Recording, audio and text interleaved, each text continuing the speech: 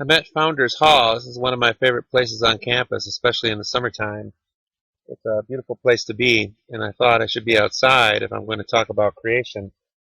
We're talking about the Quran today, and there are 114 surahs, or chapters, and those surahs are organized not in a chronological order or by date of the revelation given from Allah to the Prophet Muhammad, but rather from longest surah to shortest surah.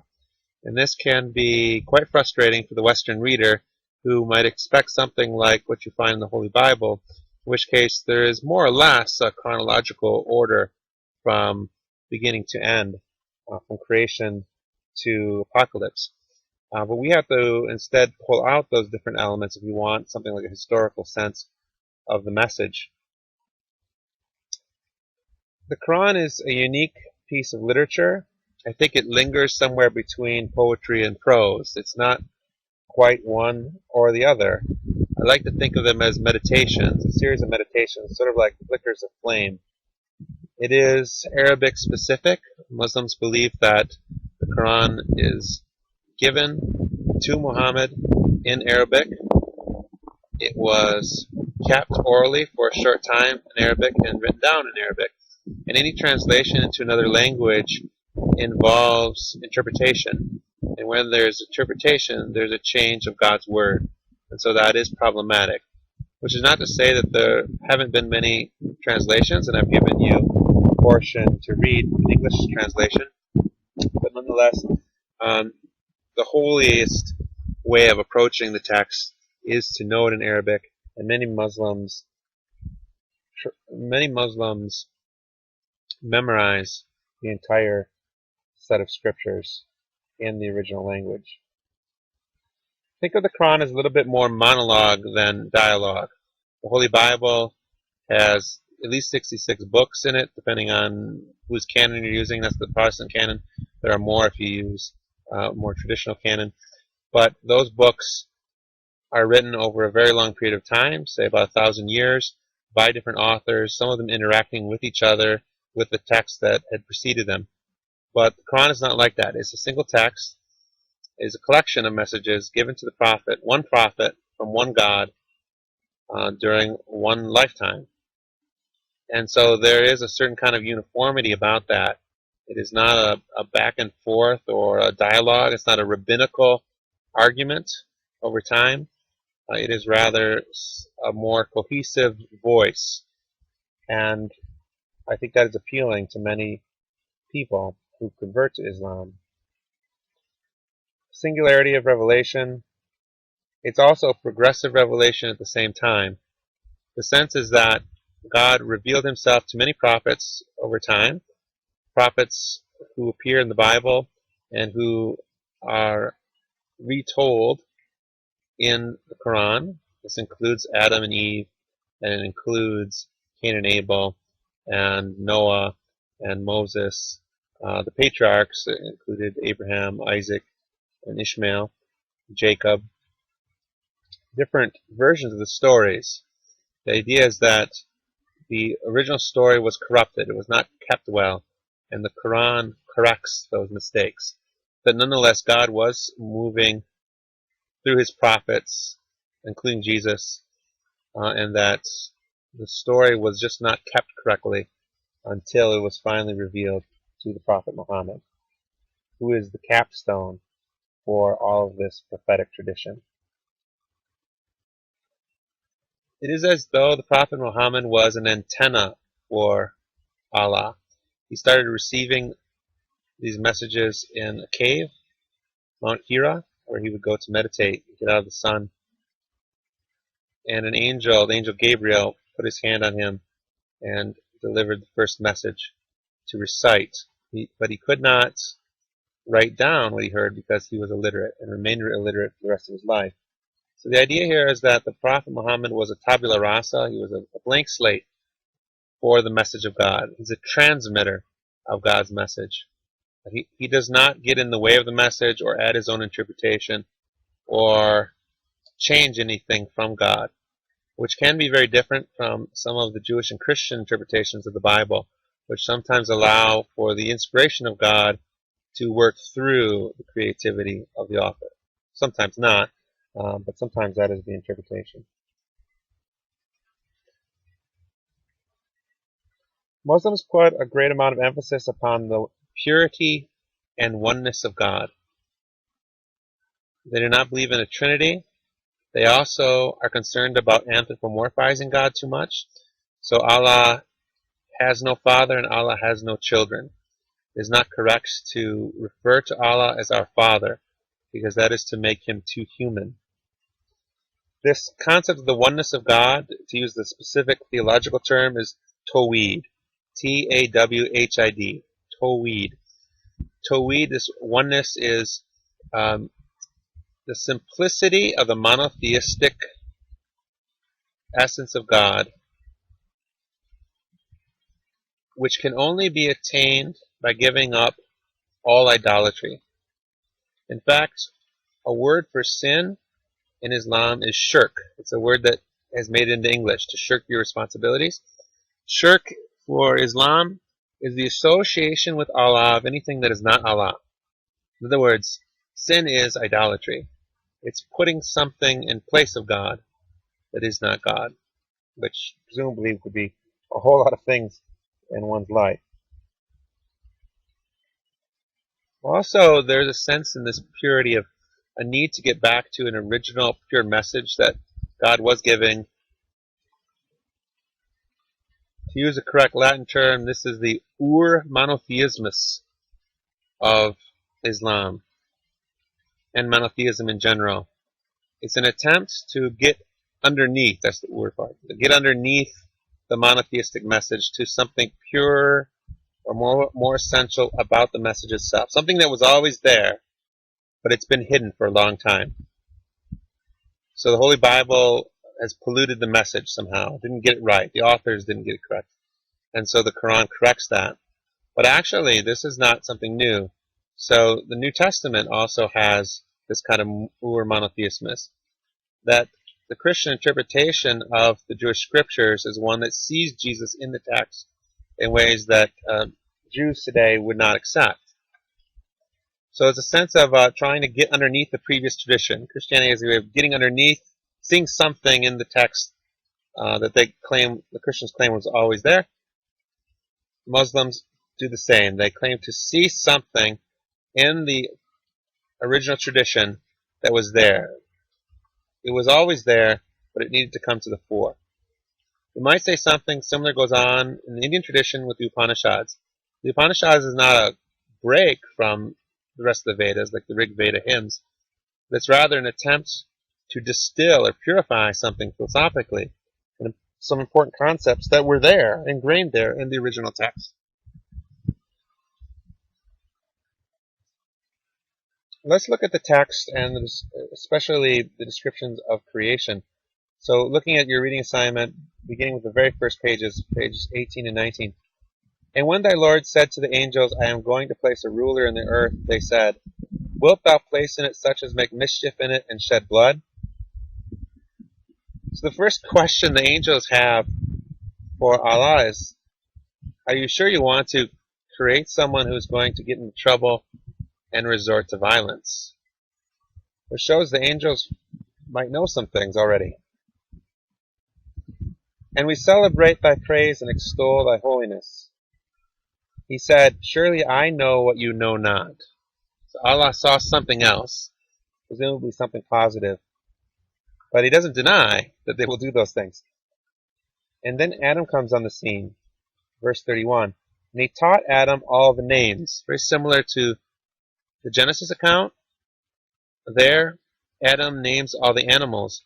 Here it just says that he taught Adam all the names. It may be a correction of sorts. So the names come from God first, not from Adam first. But also the names seems to be broader here. Not necessarily just animals, but perhaps names for all things. So here we have the beginning of meaning tied to language. And what is operative in this is naming. Presumably, a large part of what makes Adam a human being is that he has this power of language. And he's already relating to the garden, relating to his world in terms of language. Then presented them to the angels. He said, "Tell me the names of those if you are right." He asked the angels if they know, but they don't know the names. Presumably, Adam has knowledge already that the angels don't have. They said, "Glory be to thee, we have no knowledge, but that which thou hast taught us. Surely thou art the knowing, the wise." So knowledge or truth comes from God ultimately in this text. It doesn't just come from Adam. It certainly doesn't come from the angels. And language seems to give Adam power over nature. The angels in the Muslim tradition are the powers of nature. They're keepers of nature. In the biblical tradition, they tend to be more messengers. Here they're associated with the powers of creation. So Adam even has something up on them. He knows about creation in a way that they don't know. He said, "Oh, Adam, inform them of their names." So when he informed them of their names, he said, "Did I not say to you that I know what is unseen in the heavens and the earth, and I know what you manifest and what you hide?" So here, page 20, we see that Allah knows all things. Adam knows many things, the angels perhaps fewer, but Allah knows all things, even the hidden things, the things that we try to hide from each other, the unseen and the private. Then verse 34, we have the transgression. "And when we said to the angels, be submissive to Adam, they submitted. But Iblis did not." Iblis, sometimes name is Shaitan. Iblis, like the Greek diabolus, the diabolical, the devil, word for the devil, or Satan. The same person, but there are two different names that can be given for them. And often Iblis is associated with private places. Often Iblis is in the garden. Often the Shaitan is the deceiver. He is more public, more outside, a stranger. So Allah wanted the angels to be submissive to Adam, and Islam means submit. It's not clear how they showed this submission, whether they bowed down to him or they did something else, but somehow they must have submitted, with the exception of Iblis. Iblis is actually not even an angel. He's one of the jinn, G-I-N-N, from which we get the word genie. The jinn are fire beings, and they're similar to the biblical seraphim. There are many heavenly beings in the Bible. But the jinn are incredibly powerful creations, even more powerful than the angels. So Iblis must have been an important one. But he refused, and it says because he was proud, and he was one of the disbelievers. It doesn't necessarily say that Iblis was the first of the believers. It does say he was one of the disbelievers. There may have been others who transgressed before him, but at least Iblis did this transgression, that he disobeyed. And this is a tremendously ironic moment for me, because although I understand the importance of submission for Islam, it seems that in some ways Iblis could be said to have done the right thing, even if he didn't do it for the right reasons. Why should he bow down to a human being? Isn't that exactly what he should avoid? Shouldn't he only show submission to God?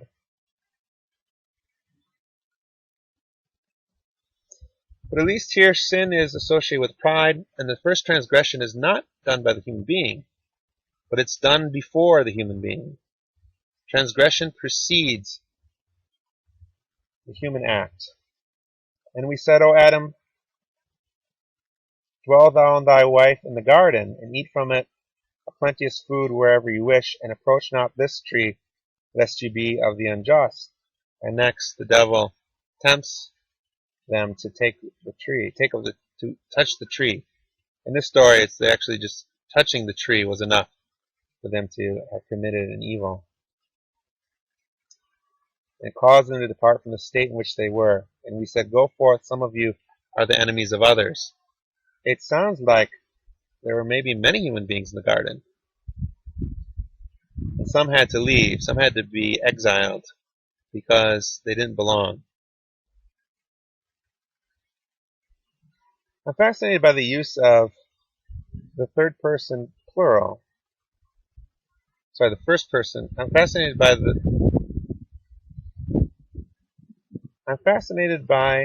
the presence of the first person plural. And we said, O Adam, dwell thou in thy wife. And we said to the angels, be submissive to Adam. On and on, there are examples of God speaking in the we. Why is that? Actually, something very similar happens in the Bible, in the Genesis account of creation. Some people think it's a royal we. It's like the king wakes up in the morning and declares something is law. He says, we shall henceforth follow this rule, or announces that he's going to take a pleasure stroll. Today we will go out into the garden. Possibly. It may be that Allah is speaking for and to everyone in his creation, and that's why. I think another way of getting at it is just to say generally that there's something very communal about God's creation. That it's not about individuality, but this, especially this version of the story, is a creation in order to be part of a larger community of animals, rational, unrational beings, plants, non-living things, one very large community. The community of believers in Islam is called the Ummah. And it's a very important concept because to be saved is to be part of that Ummah. Or maybe the we is even an invitation to you, the reader.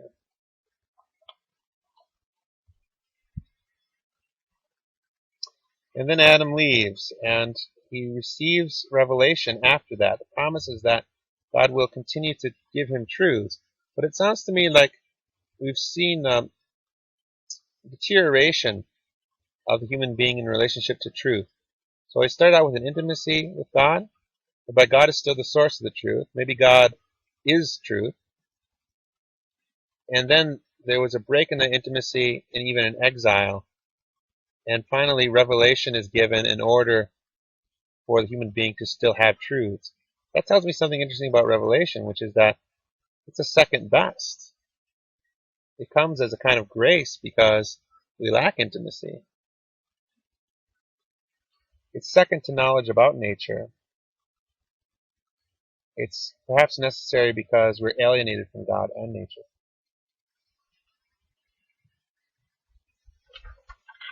And there are other passages I wanted you to see here.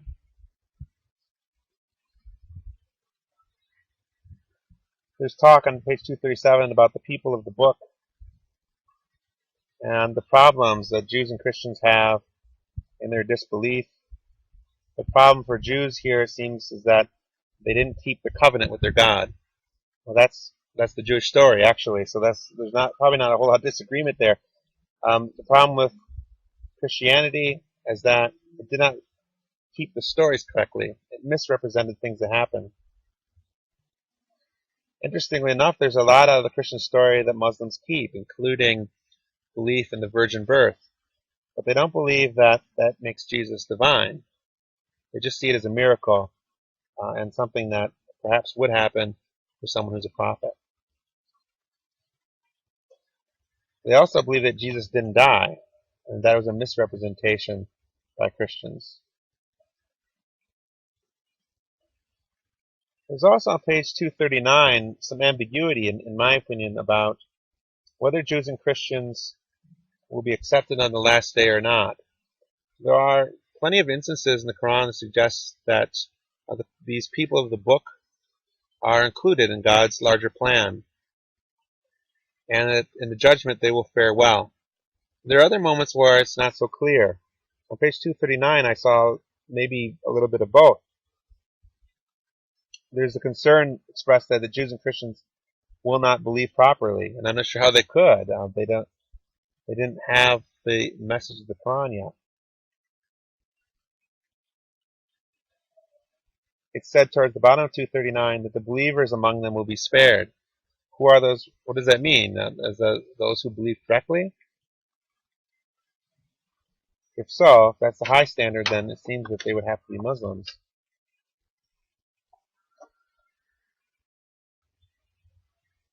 There's also a description about the end of the world. Page 738.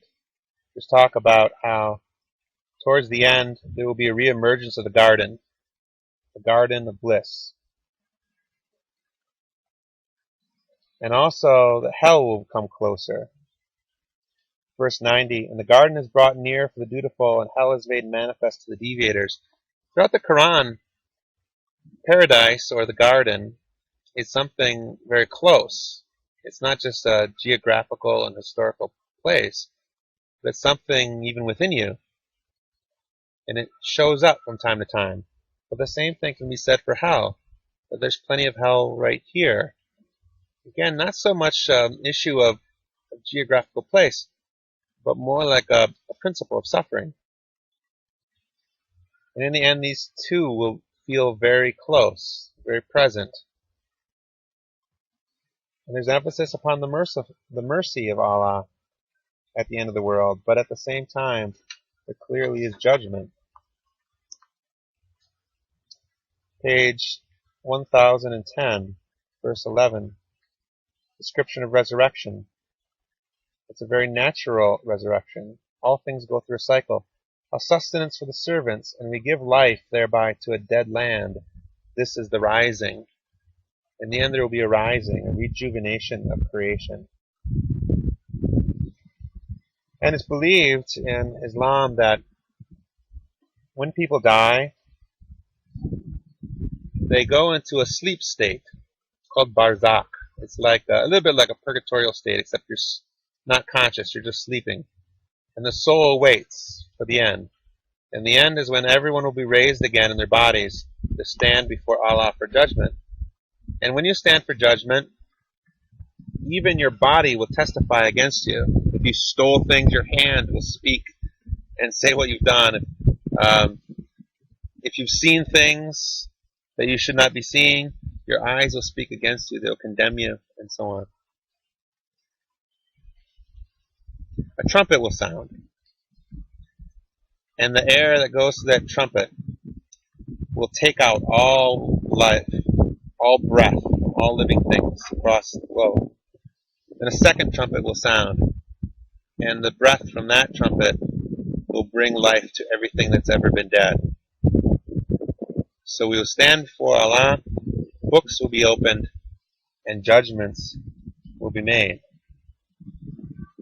And even those who are condemned to punishment will not receive punishment forever, but it's only punishment for a time, purification cycle, if you will.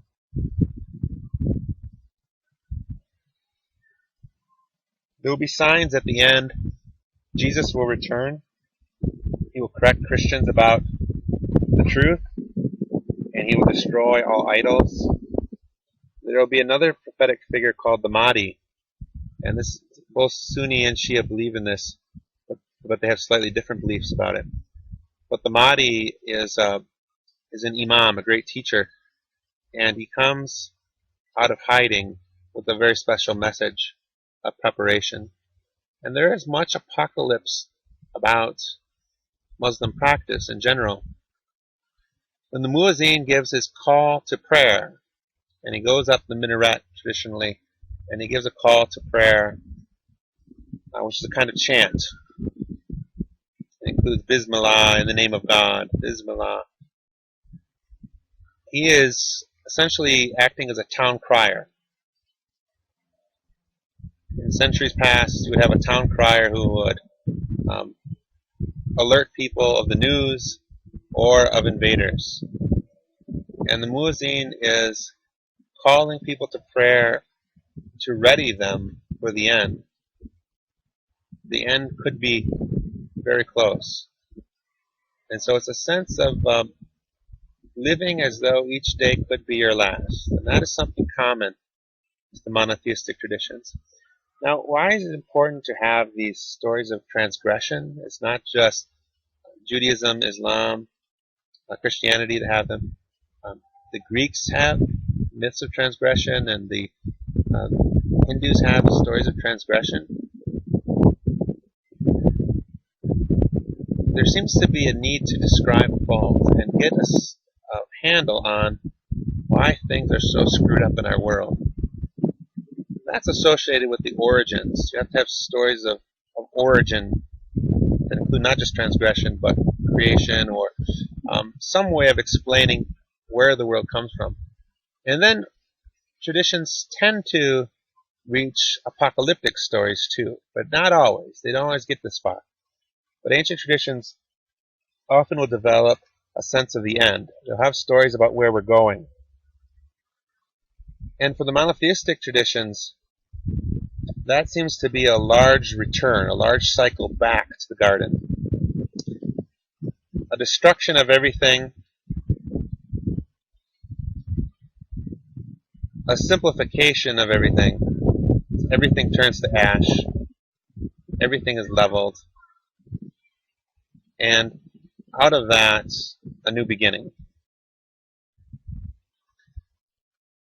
I think this is just what it means to be human in many ways, is to have stories that chart a course. Where do I come from, and where am I going to?